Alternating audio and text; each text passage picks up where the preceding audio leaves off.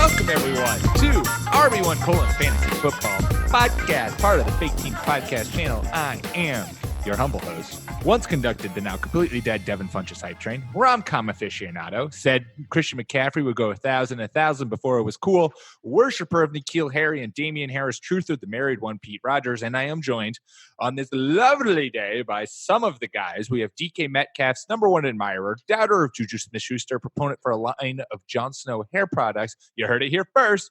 Resident old man Clark Barnes, and El Saboteur, proud father of Quentin Nelson, WNBA hot take machine, wine connoisseur, and the man who boldly said the Tampa Bay Buccaneers will make the playoffs this year, working girl Jordan Smith. How we doing today? Pretty good. Doing great. Cool beans. Did you guys see, this was the highlight of my day. Let me just start there. Did you guys see the fact that Samuel L. Jackson is now the new voice of Alexa?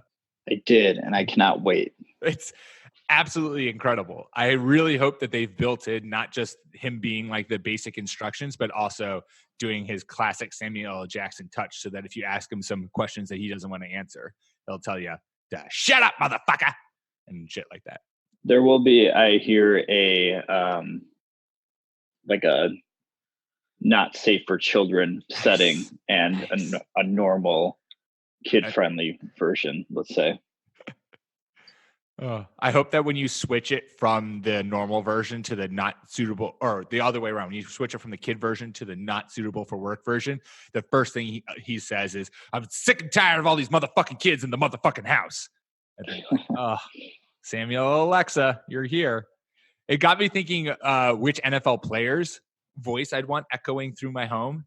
I haven't come upon exactly who it would be, but I can tell you I do not want Russell Wilson's voice echoing through my home. Well, who would I want instead of Samuel L. Jackson? Samuel L. Jackson is a pretty good choice. It's a pretty good flex to start with, Amazon.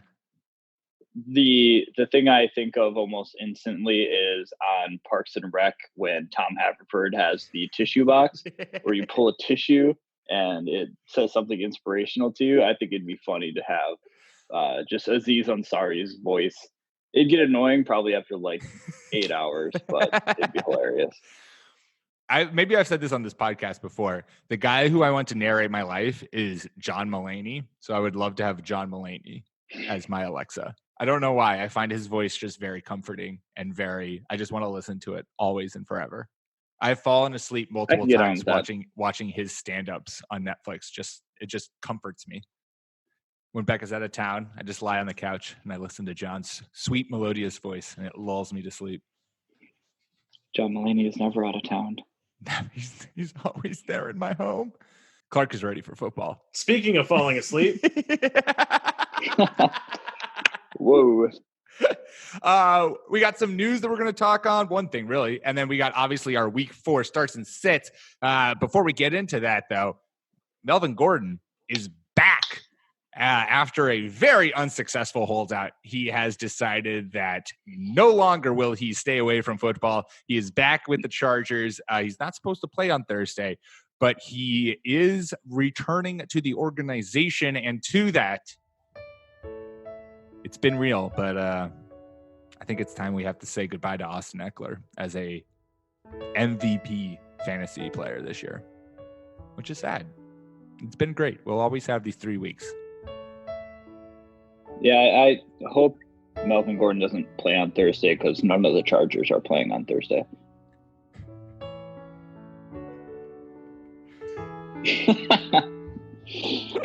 Sorry, got you there. Anyway, yeah, it's tough to say how this will actually split up the backfield duties. I think it pretty much eliminates Justin Jackson from any sort of relevance. Not that he had a whole lot before, but Austin Ekeler, kind of a bummer. I don't know. We'll see how that goes. I mean, maybe Anthony Lynn will just be a vindictive person and be like, nah, Melvin. No, you can't. This isn't how it works, Melvin. Can't do that.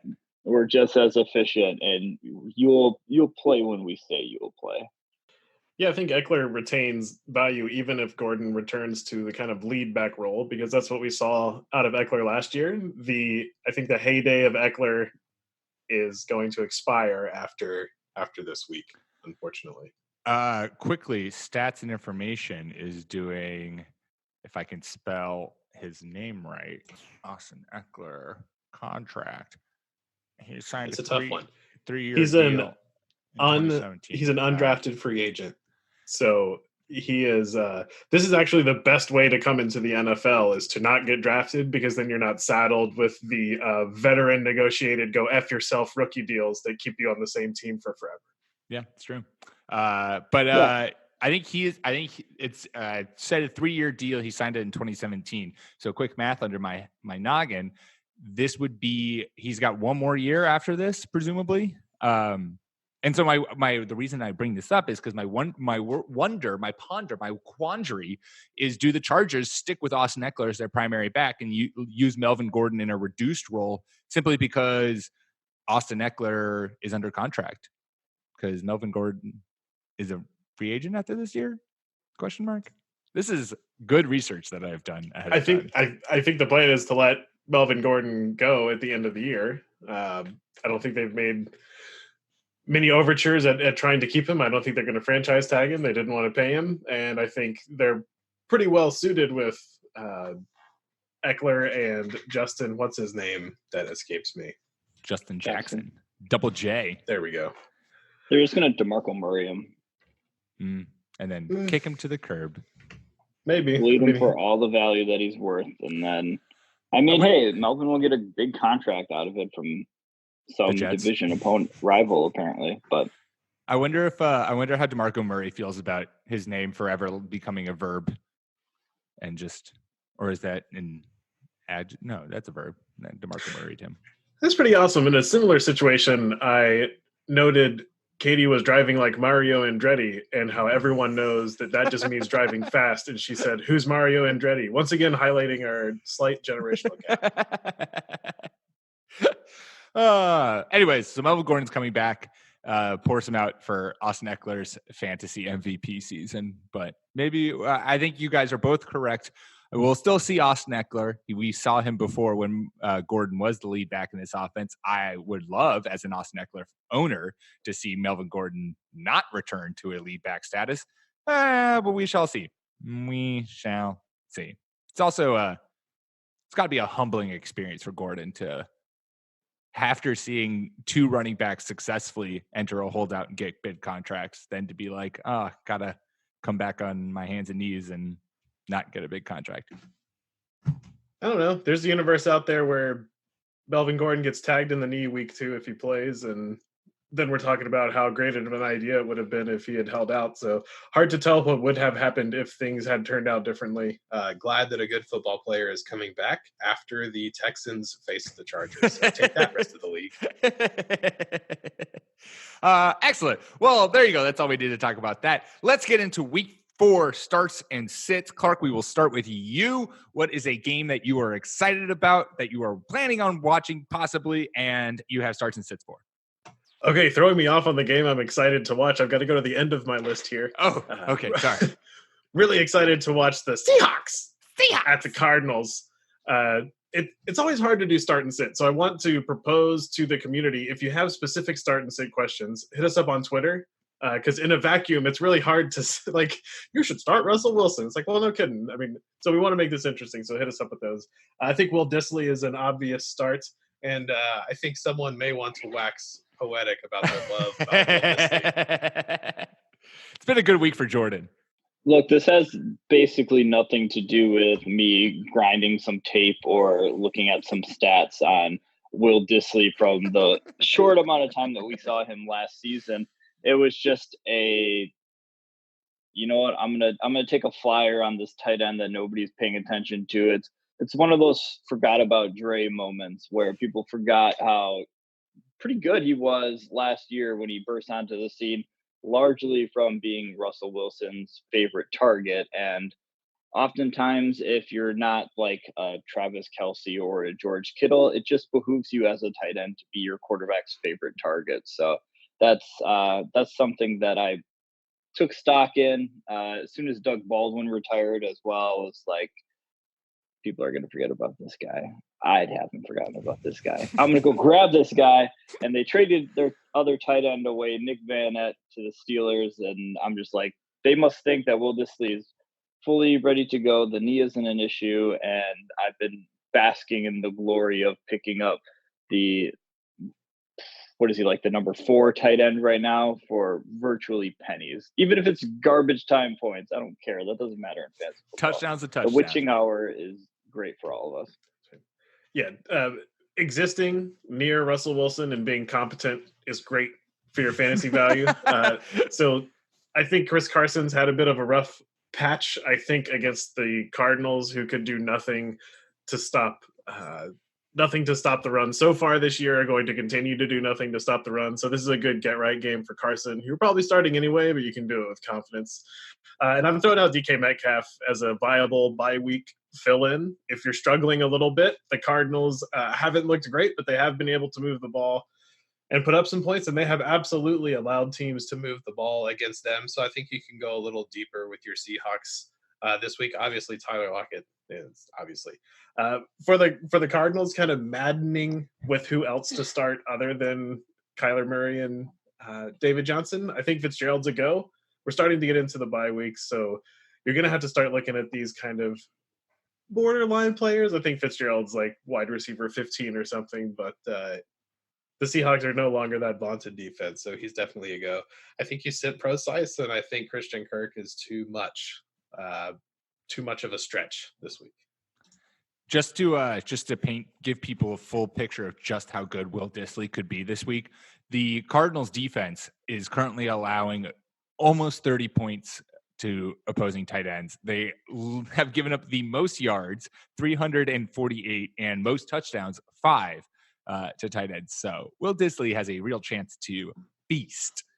Yeah, and it wasn't just the Hockenson game. No, it was. Yeah, it is every. I saw a stat somewhere which was basically the number 1 tight end in PPR each week, or non-PPR, one of the two each week has been whomever has faced the Cardinals.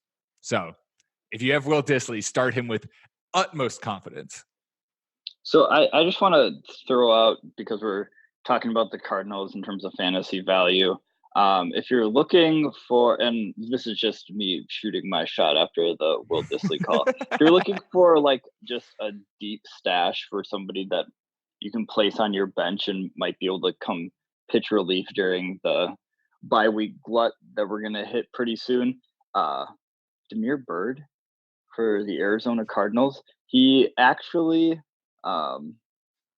he handled 96% of the offensive snaps for the Cardinals last week, which was outpacing Larry Bird, Larry Fitzgerald. Larry Bird's playing football. Damn.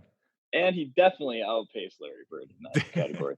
But he also had 18 targets. He had 18 targets last week? No, way. 18 targets in 3 weeks. Okay. Sorry.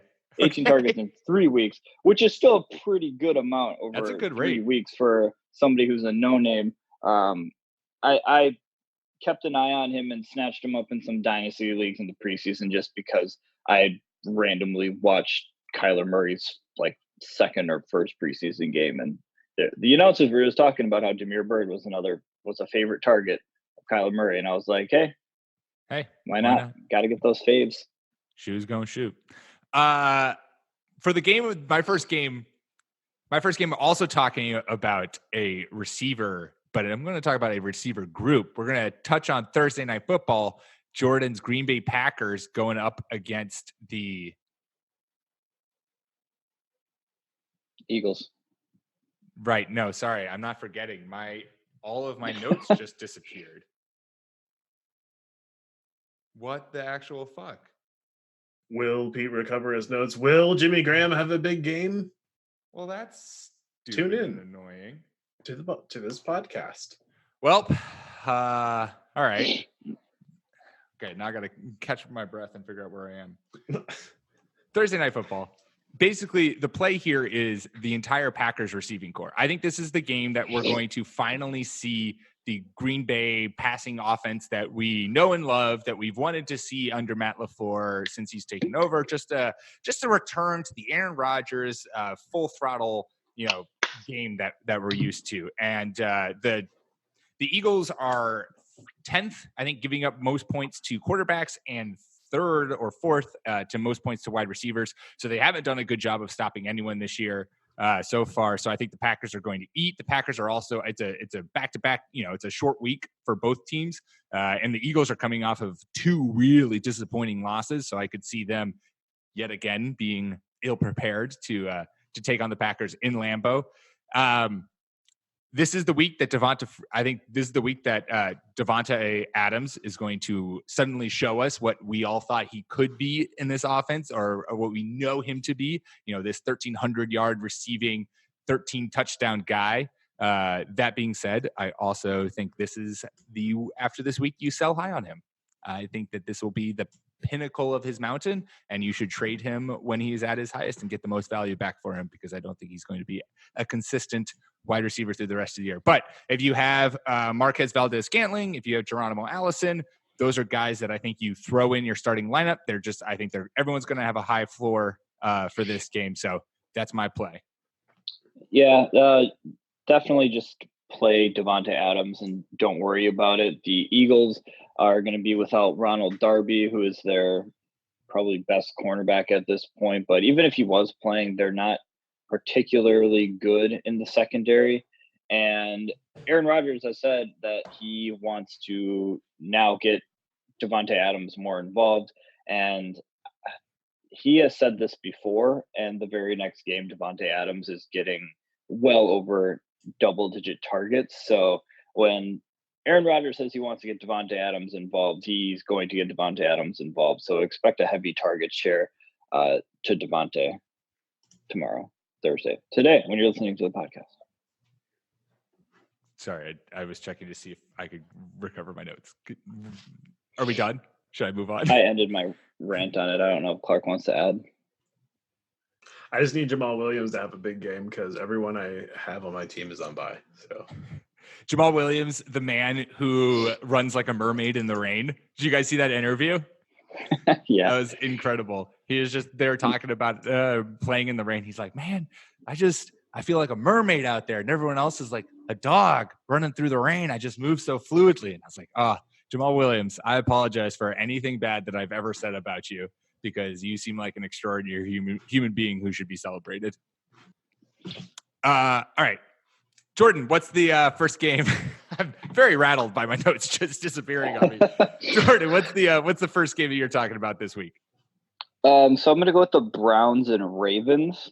And there's going to be a kind of a theme to my sits this week, and this sit is Baker Mayfield. That theme being, I am sitting him until the Browns figure their shit out. There are plenty of other QBs that could be available. Hopefully you drafted 2. That's kind of what I do, just in case one doesn't work out. But the offense just looks flat out anemic, and Baltimore hasn't played as well as I thought they were defensively. They got beat on some big plays against Kansas City last week, but I don't think Cleveland has those kind of big plays that Kansas City can make, unless you're talking about Odell Beckham taking that 5-yard slant. But guess what? Everybody in the world knows about that now. So that's something that they're going to try to cap off. They're also lacking David Njoku.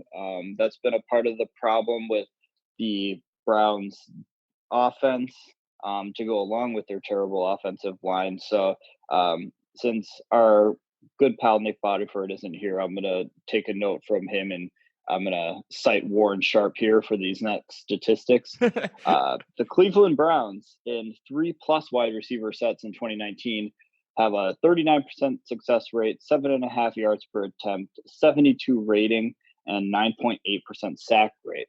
In max 2 wide receiver sets, they have a 68% success rate, 9.9 yards per attempt, 115 rating, and 0 sacks. So that means basically having 2 tight ends on the field, or just 1 tight end on the field in general.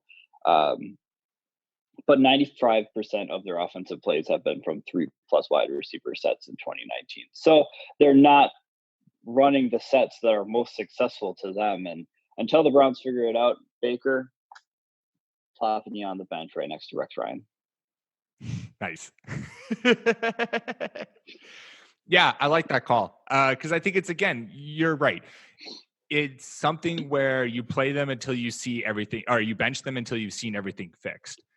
You don't want to just keep putting him out there when you haven't seen anything and we haven't seen anything that shows us that this Browns offense is going to rebound or look at all like what we thought it to be, despite the weapons that they have. That not having an offensive line is truly a crushing thing to negate. And I feel like hopefully GMs and people who are building teams are starting to realize that no matter how many fun toys you give a young quarterback, if they don't have the time to get the ball to them, or if they get freaked out in the first quarter because they get hit 10 times and suddenly they have a clock in their head that's the internal clock is going too fast and they just can't stay comfortable in the pocket and get the ball out, that those weapons won't get used. So, make sure you have a good solid offensive line in front of them. So, but I like that play. Especially since the Ravens defense, which is prone to giving up big plays, that front four and front seven can bring pressure. And I'm sure that's what they'll be doing all game long. Yeah. No one's ever said the Ravens could not get pressure on a quarterback. Right. That is something they do year in and year out, which is, I don't know how, but they do. Clark, what is the second game that you were watching and talking about today? So I'm going to bring up the Panthers at the Texans, and I feel like Cam Newton being out is actually good for the rest of the offense. Yes. It's pretty often that we see a new quarterback come in and have 2 or 3 good games before the league figures him out. So we're at that stage where we can't tell if Kyle Allen is really good or if people just haven't figured what the Panthers are going to do with him yet. But that doesn't matter because this is his second game, and I'm going to bet into the streak. I'm going to bet on Greg Olsen having another good game, playing the old trope of rookie quarterback leans on tight end. I'm going to bet on Christian McCaffrey running all over the Texans, of course. And I feel like DJ Moore also, you're probably feeling pretty good about him and starting him. A kind of, I don't know if this is based on so much statistics as some folks on the pod like to throw out there, but I feel like Will Fuller is due. He's been getting about 7 targets a game. He's looked pretty good, but he hasn't been able to get deep. The Panthers let a couple of Cardinals wide receivers get behind him, and Kyler Murray was incapable of hitting these wide open receivers last week. And I think that we've seen Deshaun Watson is perfectly capable of doing that. So I think Will Fuller's still good. He hasn't lost a step, and he's just been off to a slow start. So if you're a little desperate, I would throw Will Fuller in there. This also may be a little obvious, but I think that it's time to sit Duke Johnson. One might have thought there's no way that coach and GM Bill O'Brien would trade a 3rd-round pick for a situational player, but he absolutely has. So very disappointed. You're going to have to sit Duke Johnson, and in a couple of weeks we may be talking about cutting Duke Johnson. Oh my goodness! That's if you know that when that's coming from Clark, that means we're approaching the time to hit the doomsday button. Did you guys hear that? That was the sound of Nick Bodiford running to get to a mic to defend Duke Johnson. He's gonna have something to say, guys. Next week's first pod, guys. I don't know if I agree with this. This is a pure condemnation of Bill O'Brien, not the awesomeness of Duke Johnson. Yeah. And, it turns out Carlos Hyde isn't completely washed up like I've been saying for forever. But pretty good. I love what Kyle Allen did to this Panthers offense because we spent all offseason touting this offense and what they've done and the skill players that they have. DJ Moore and Curtis Samuel, everyone, we all did talk about it, but I was just so on board with that. I was all about them everywhere. Curtis Samuel, everyone was going like in the 9th round, and you're like, this is the guy. You get him, and suddenly he's going to be a top 15 receiver. Just everything coming out of camp is going to be fantastic. Oh, can't wait for it.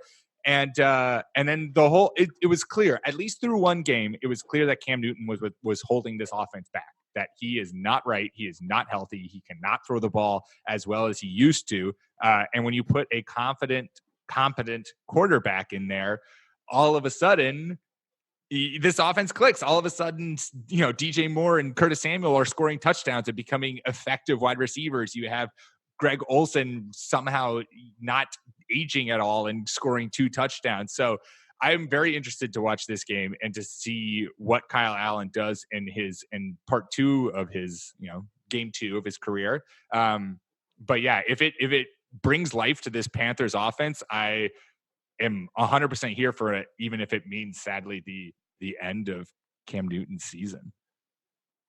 I like the Will Fuller nod.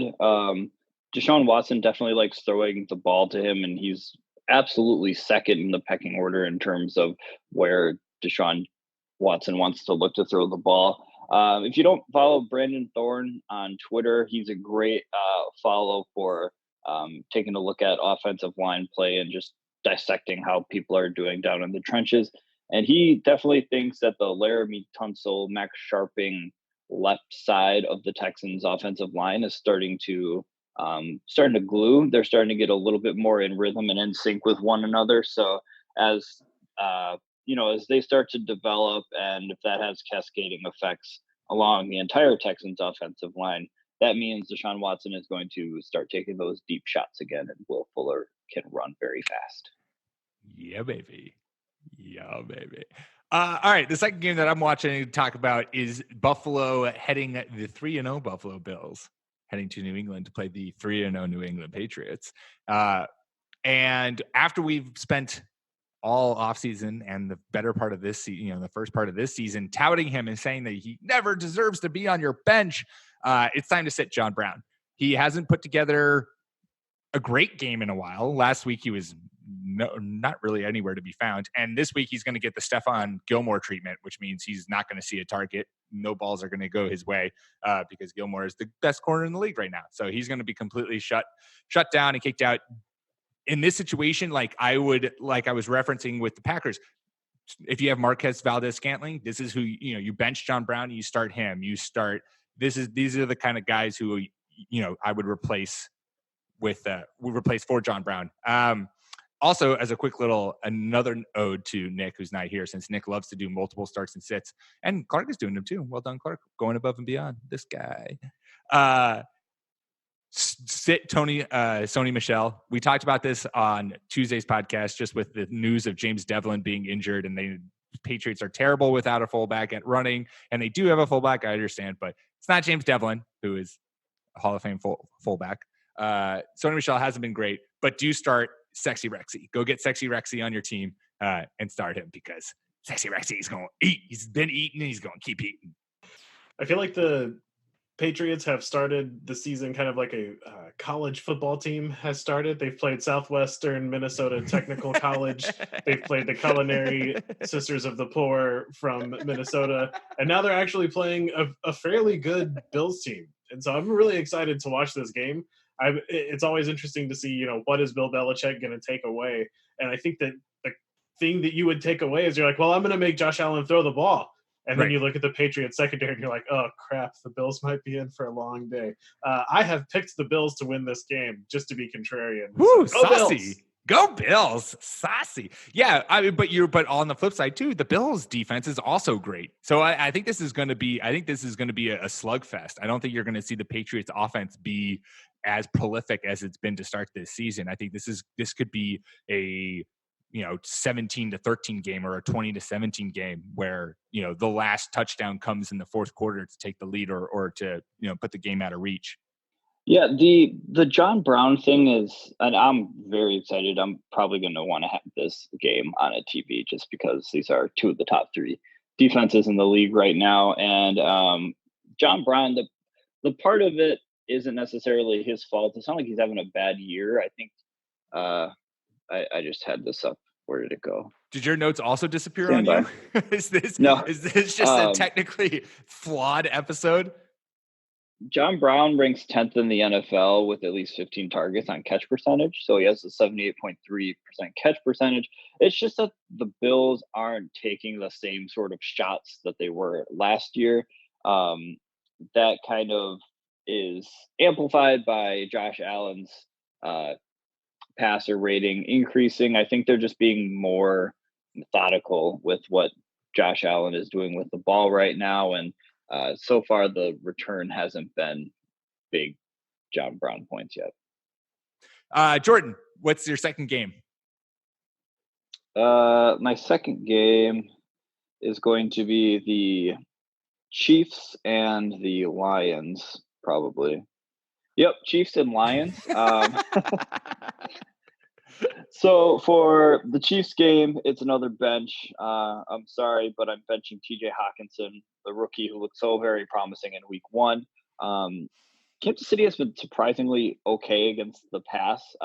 They're 9th in pass DVOA right now. So they aren't as filled with holes as they might have been last year. And they were able to bottle up Mark Andrews pretty well last week, which was very much to my detriment. Since bursting out in week 1, Hockenson has 2 catches in 2 games for 8 yards. It's not great. So I rushed to get him off the waiver wire after week 1. And I was like, fuck yes, this is it. T.J. Hockenson is here to take over the league. And then he's done just absolutely. Again, another player that I have had a very negative effect on. I am not liking this trend. It's very tough look for our guy Hawk, because we're very excited to have another good tight end. But if you're going to play anybody in this, I mean, just play your Chiefs, whatever. But if you're going to play anybody from the Lions side, make sure you have Kerryon Johnson staying in your lineup. The Chiefs are dead last against the run. So if they manage to hang around, they will be grinding it out with Kerryon Johnson. And I think they like using Kerryon in the passing game too. And it's amplified by the release of C.J. Anderson that they just want to put the ball in this guy's hands. I like it. The Chiefs score a ton of points, and their opponents, even when they lose, also score a lot of points. Kerryon Johnson, incredibly talented, even though I think the Lions are probably going to repeat about what they did last year. That doesn't mean you can't squeeze some good fantasy value out of this matchup. Yeah, again, a battle of 3-0 teams. Another battle. The Detroit Lions, 3-0, undefeated. Is there anything more shocking to start the NFL season than that? Who's to say? We got more starts and sits coming your way, but before we do that, we're going to take a quick ad break. All right, we are back, and we're right back into week 4 starts and sits. Clark, hit us up with your third game that you are watching and who you're starting and sitting from it. So this one is going to be one of those games that, I hope it's not on in your market. We've got the Raiders at the Colts, and we think T.Y. Hilton is probably going to miss this game. And so this begs the question of spin the wheel. Which Colts wide receiver do you like the best?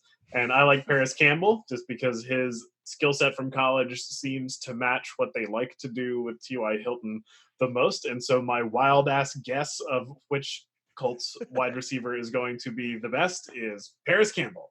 I think the real value is going to continue to be Jack Doyle and Eric Ebron. Jacoby Brissett is loving the check down and loving throwing to his tight ends. I don't see why that won't continue. You may remember from Monday's pod, I was asked a Colts question and said, I don't know. I haven't really watched the Colts, but I watched all 3 games in preparation for this podcast.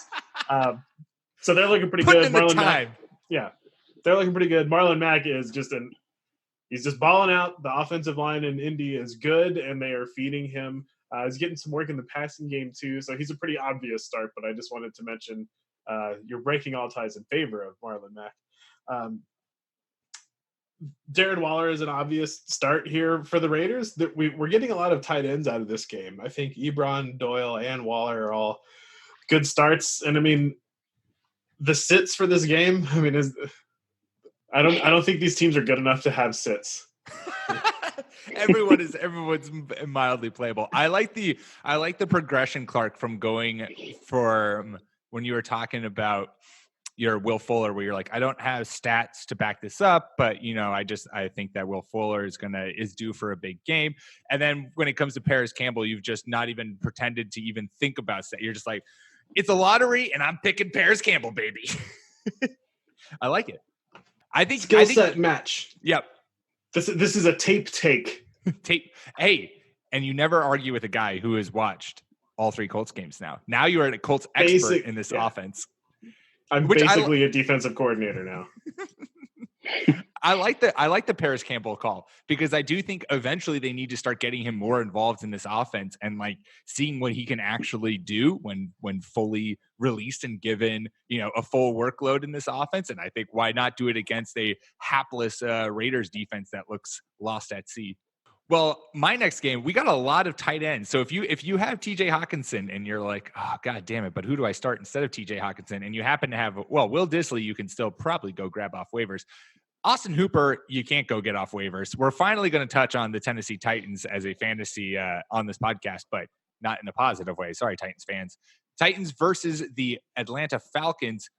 If you got Austin Hooper, you play Austin Hooper. He's coming off of his best game in the season where he caught 2 touchdowns. And the Titans are giving up the second most touchdowns to tight ends and 10th most fantasy points. He's going to keep that good energy flowing. And I would lock him in for at least 1 touchdown this week. And I would expect a good game out of Matty Ice, too, because Matt Ryan plays much better in Atlanta and in the dome than he does on the road.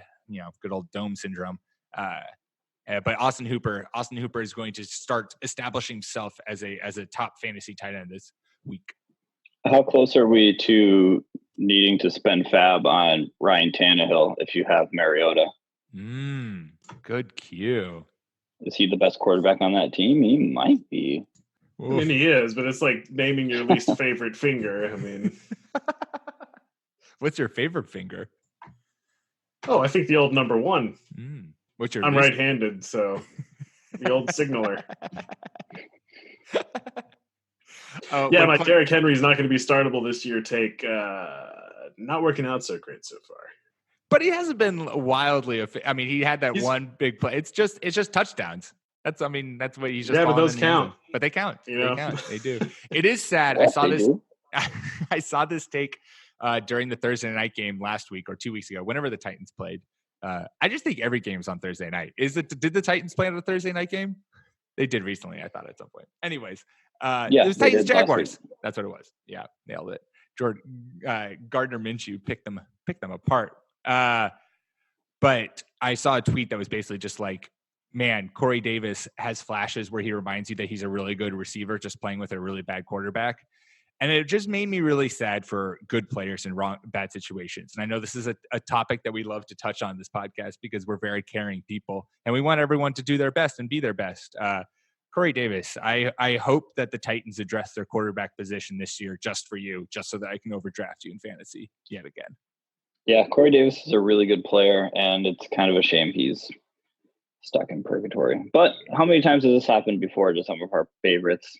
It is what it is. It is when it is. Jordan, what's a third game that you are watching this weekend? Speaking of last Thursday, I am watching the Jacksonville Jaguars take on the Denver Broncos.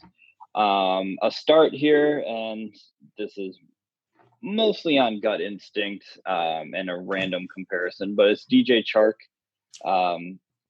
DJ Chark because I feel like somewhat of a counterpart in Marquez Valdez-Scantling, in that they're both just 6'4" burners. And last week, MVS just torched Denver for 6 catches on 10 targets, 99 yards and a touchdown. The Denver Broncos defense has not been extra juicy, just to kind of relieve some of the pain for some of those Denver Bronco fans out there. It takes time for Fangio's defense for the players to really learn it.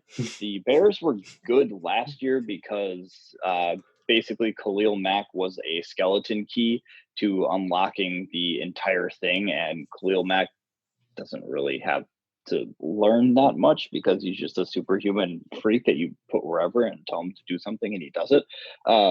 Since Fangio joined the Bears in 2015, going through 2018, their defense ranked by points 20th, then 24th, 9th, and then 1st last year. So it'll take some time. And in the meantime, since the team overall looks anemic, just look for that person to start against Denver and you'll be grateful. Yeah, Denver, just give it 3 or 4 years. It'll be okay. I agree with the DJ Chark start because he's awesome. He's had a touchdown in his first 3 games this year, so that's with the fabulous Gardner Minshew mostly. But I think he's an absolute start. I think he and another well, I know DJ's not a rookie, but he and another young wide receiver that we might preview in the next game are proving to us that they are good, and you should start them. Yeah. No, I think DJ Chark is basically a must start anytime the Jaguars play until he shows us that he's not going to put forward 80 yards and a touchdown. Jordan just exhibited one of the most like upsetting aspects of a Green Bay Packers fan that I've ever experienced. Becca and I a long time ago went to the Patriots Packers game in Lambeau. That was like whatever, 4 years ago probably now. And the Packers won. And after the game, I was, of course, not pleased and was, agitated. And this random Packers fan was just saw me in a Pats jersey and was like, "Hey man, good game. We'll see you in February." And I was just like, God damn it, man. I can't be angry at these people. They're so genuine and so nice after beating my team. And just right there, Jordan's like, "Hey, man, the Broncos are coming off of a loss to the Packers, but hey, chins up, Broncos fans. Your defense, it takes a little bit of time, but it's going to be great. And you just stay in there for the long haul, and you got it, you guys." So Packers fans you guys are too nice. Too nice. It's weird. Cut it out. Breaking news, the way to irritate people from Boston is to be kind. Oh, wait, we do not like it. It makes us feel very uncomfortable when people are nice to us. Honestly, going to some games and just sometimes being around the general vicinity, it's hard for Packers fans when you're just like, "Oh yeah, we crushed you, whatever." But then we're just like, "Oh, wow. You know what? You did your best. You did. We're sorry. You guys are too nice. Talk hella shit on Twitter though. What? Get at us. Clark, last game that you are paying attention to this week and starts and sits. So we're going in the total reverse order of interestingness here. I think this is breaking the least interesting game. Yeah. So you have the Washington football team against the Giants. This one actually might be fun to watch, even though the level of play might not be great. I think for Washington, some pretty obvious starts are you're starting Terry McLaurin, who turns out is amazing, and Adrian Peterson, who's going to be able to run on the Giants all day. I think this is going to be a competitive game, so I think there'll be good balance, and you're going to want that Washington running back not named Chris Thompson. And this is probably not shocking at all, but you should bet into the Daniel Jones streak. He looked really good. He may not be good, but we're probably going to get 3 good games out of him. So bet into that. Evan Ingram, Sterling Shepard, and Darius Slayton. Again, bet into the streak. These are people that if you're desperate or if you have to fill in for the bye, go ahead and pick these guys up. I know they just had a big game, but go ahead and count on that again. Daniel Jones is doing some weird things that defenses aren't accounting for, and it's leading to some great fantasy points. I think Washington will keep it competitive, and this will be an ugly, fun game. That's exactly what it'll be. I got Sterling Shepard off waivers, and I am benching John Brown for him. So there is a perfect culmination of our starts and sits, Clark. I'm buying – and I think you nailed it. You nailed it right on the head, is that when a quarterback comes in, oftentimes you'll see there's like a 2 to 3 game window where they look great. And then defenses start getting tape on them and they start figuring out how to shut them down, et cetera, et cetera, et cetera. Maybe Daniel Jones is the real effing deal, and the Giants Dave Gettleman deserves our praise since we all ragged on him for taking him 6th overall in the draft. But at the very least, I would expect another great performance from him this week, especially against a Washington defense that is absolutely garbage. I mean, just giving away points to wide receivers for free. So Sterling Shepard, I think, is a great play. And Terry McLaurin, man, talk about another undrafted rookie who is just killing the league and tearing it apart. That man is good. You mean undrafted by fantasy standards, or? Oh, I guess he was taken in the 3rd round, wasn't he? But I don't know why I had undrafted in fantasy. Yeah, that's what I meant. Definitely what I meant. I don't know why. How did we miss on him being like the best rookie receiver in this class? I mean, Hollywood is pretty good and he's been doing quite well, but this guy is just proven he should have been a 1st rounder. So as much time as we like to spend talking about the draft, you'll hear even the experts say what an inexact science the draft is, meaning In basketball, you got a pretty good idea that like the top 5 to 10 players are going to be good, and the next 10 to 20 are going to be good supporting players. The NFL draft, it's not a complete crapshoot, but whatever is right next to that on the scale is what the NFL draft is. One note, because I did 2 minutes of research for the pod, and I want to bring it up. Darius Slayton, sub 4.40, 6'1" guy. So may not be a fluke here in New York. They may have actually drafted a gem there. Wow. Maybe this is the new recipe for like an all-star receiver, 6'3" plus and runs a 4.4 or under. It'll never work. Isn't that Julio Jones in a nutshell? Basically, you're just drafting Julio every time. This is as garbage as these two teams are. I really hope, and this could bite me in the ass, but like I kind of hope that this is one of those games that's like actually really good and exciting, because both teams are so bad that they're like on each other's level, and so it's just a shit show all the way, and you don't know who's going to win, and it's exciting and fun. It's also a divisional game, so Landon Collins is probably going to have an FU game and try to put the hurt on motherfucking Jones. Yeah. Collins already a hard hitter. Didn't end well in New York, so that's Daniel Jones might die this game. Damn, revenge game. Quick update on my. They're no longer the Washington Redskins, the London Monarchs franchise. We've officially moved to London. The Washington Redskins no longer exist in the NFL, and we are about to start our second season. We're doing great. We drafted a wide receiver. We got some defensive help. So we'll keep in touch, and I'll keep you guys involved and up to date with what's going on in the franchise. Tua fell to 4th overall to the Denver Broncos. So great get by Denver to get Tua over there, because Miami didn't decide that they wanted Tua, despite the fact that they were tanking for the #1 pick. But anyways, it's just a little update from London about the London Monarchs. You're welcome, everyone. How tall is Tua? How tall? Does he fit the John Elway profile? It's got to be 6'7". Is he 6'5" or taller? I have no idea how tall Tua is. He definitely would not fit the John. I don't feel like he would fit the John Elway profile. All right, we got 2 more games to talk about. We're gonna hit on them. My last game, Tampa Bay versus the Los Angeles Rams, and my play for this game is I'm going to say, even though he's coming off of a massive game where he proved everyone that he's exceptional at football, sit Mike Evans this week. And there are degrees with sits. Obviously, you don't bench him for just like the bottom of your bench, and you're like, well, Pete said to bench Mike Evans, so I'm going to put him on my bench and blah, blah, blah, blah, blah. But I'm going to confidently say that he won't be a wide receiver 20 this week, that he won't be in the top 20 wide receiver. All those guys who Clark mentioned, Sterling Shepard, Terry McLaurin, Evan Ingram's a tight end, so maybe not him. But I would start them over Mike Evans this week. The Rams still haven't allowed a passing touchdown, and Aqib Talib is playing some of the best football right now. And I just also feel more so than anything, the Bucs offense is just not going to have time to look downfield. Jameis is going to be constantly under pressure from Aaron Donald and Dante Fowler, who's been playing out of his mind to start this season, constantly getting pressure on the quarterback. So I don't have faith that they're going to be able to rekindle or redemonstrate, redo the success that they had against the Giants, who are a trash defense. So Mike Evans, not a top 20 receiver this year.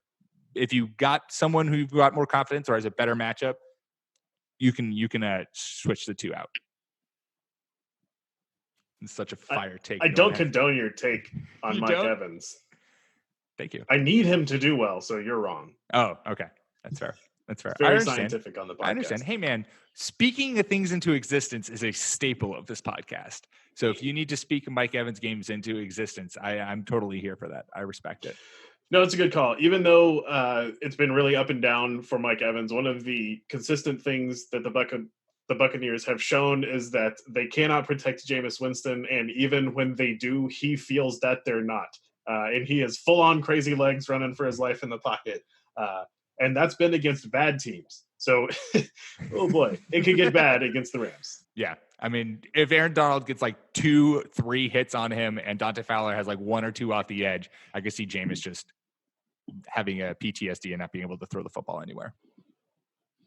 I don't know who this was, and I know that this isn't important, but someone posted a picture or a short video of a pug running around senselessly on a couch and said it looked like Jameis Winston in the pocket. And that was just the funniest thing in the world to me. So, good talk. All right, Jordan, wrap us up. Last game that you're watching this week. So taking a look at New Orleans and Dallas, this is probably going to be the most fun and probably one of the most consequential games of the week. Start Dak Prescott. I know that some people might be waiting for his slippers to fall off and that carriage to turn back into a pumpkin. But with Kellen Moore running the offense now, he has 10 touchdowns in 3 weeks. One of those, I believe it's just one of those, is on the ground rushing. So that's more points if you're in one of those, or if you play the right way and have passing touchdowns equal 4 points. New Orleans is 28th in passing DVOA. And just to expand on the start Dak Prescott bit is that he has some tough defenses coming up. He's got a game against Green Bay, Minnesota, Chicago, New England, but he is just officially in. If he doesn't have a bye, you start him. Like that is the way I would treat it if I had invested any stock in Dak Prescott, but guess who didn't? This guy.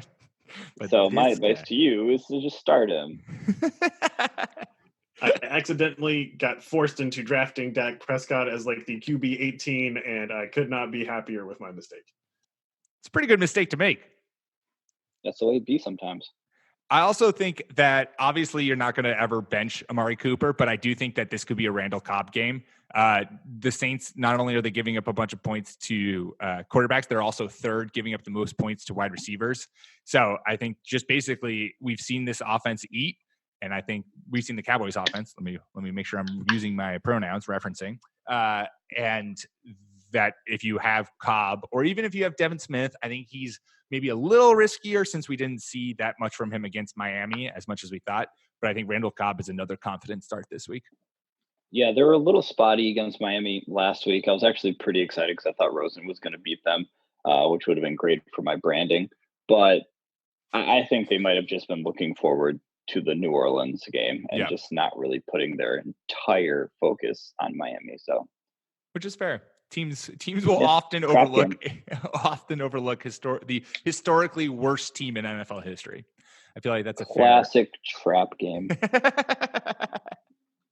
It's gonna be a true dishonor whatever team loses to Miami this year. If there is a team that loses to Miami, that is going to go down as the worst loss in that team's history. Unless it's the Patriots, because the worst loss in the Patriots' history was the 2007 Super Bowl. So, well, maybe. Sure. Okay. All right. Well, there you go. There's your week 4 starts and sits. Before we go, though, let's quickly Thursday Night Football, Eagles versus the Pack. We're going to have a little party here in our house so that Becca can show all of her new law school friends just how crazy and psychotic she gets when the Packers are playing. But let's pick it. Clark, we'll start with you. Clark, who's going to win Thursday Night Football? Hopefully I'm picking the team that I didn't pick in our staff pick 'em. I'm going to say the Eagles. Jordan, you have a rebuttal? Bad choice.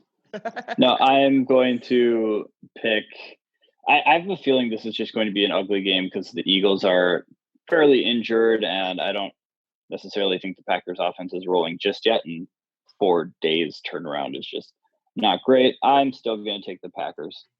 Yeah, I'm going to take the Pack too. I think that the 4-game turnaround often favors the home team. The Eagles are so injured and so banged up that I'm going to have a hard time seeing them keeping up with a healthy Packers offense and a Packers defense, man. Their run defense. Ooh, did I mention this? No, I didn't, because my notes fucking died on me. That's why. This might be a Miles Sanders week, you guys.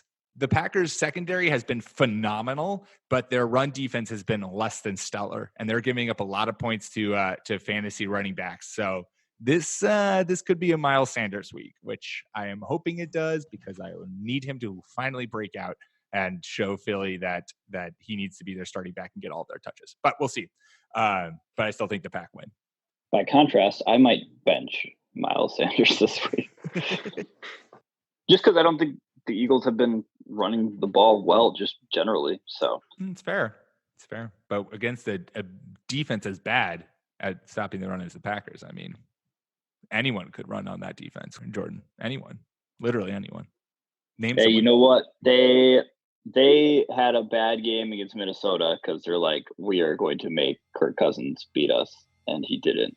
So if they feel like they want to make Carson Wentz beat them, which I don't think they do, then they'll key in. Yeah. Awesome. Well, there you go.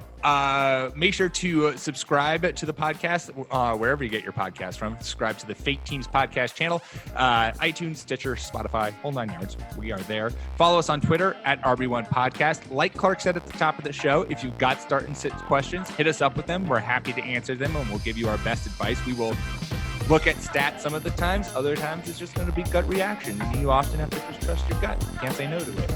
Follow myself on Twitter at Pete M. Rogers. Follow Clark at NFL Clark. Follow Jordan at Jordan_Smith27. We will be back at you guys next week. Enjoy your week 4. Good luck to everyone. Until then, peace.